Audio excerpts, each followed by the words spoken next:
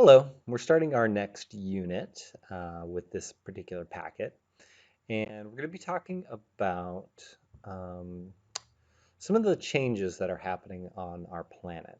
And one of the big changes that we see is in Arctic sea ice. So I'm going to play this video and kind of talk through it. It starts in 1979 and goes up to 2018.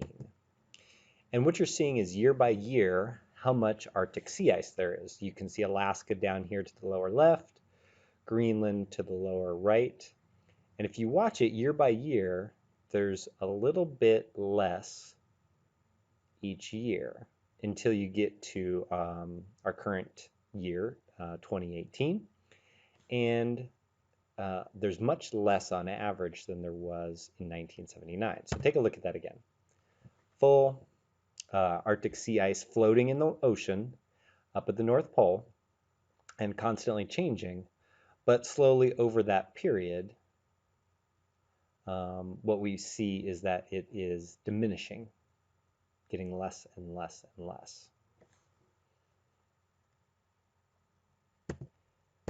And if you look up here, there is average September extent, and you can see from 1980 up to our current year, shows a graph that is showing each September, each year, how much sea ice there is up at the Arctic. So how much is floating there at the North Pole. And over that time span again, over a roughly 40-year time span, we see a steady and significant decrease. And it looks like that decrease has actually sped up in the last maybe 20 years or 15 years. So what is causing this reduction in sea ice? Why are we going from a North Pole that was completely jam-packed with floating sea ice to now a North Pole that has open waterways from one side of the um, Arctic Ocean to the other?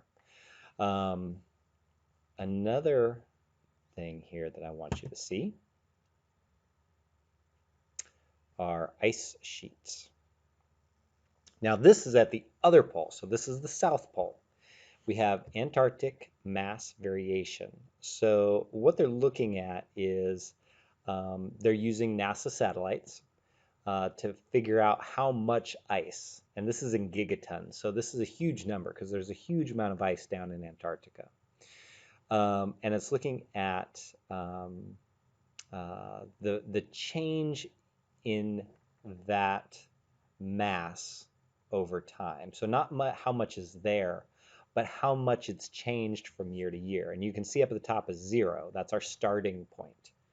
So if it went above 0, that means there's more sea or more ice on Antarctica than there would normally be. If it goes below 0, that means that we've lost some ice that's sitting on Antarctica. Antarctica is a big continent, so this is ice sitting on land. And you can see on this chart as well, over that time span from 2002, because the satellite's only that old, from 2002, it has steadily and significantly been reduced in the amount of ice that make up those ice sheets on Antarctica. Okay.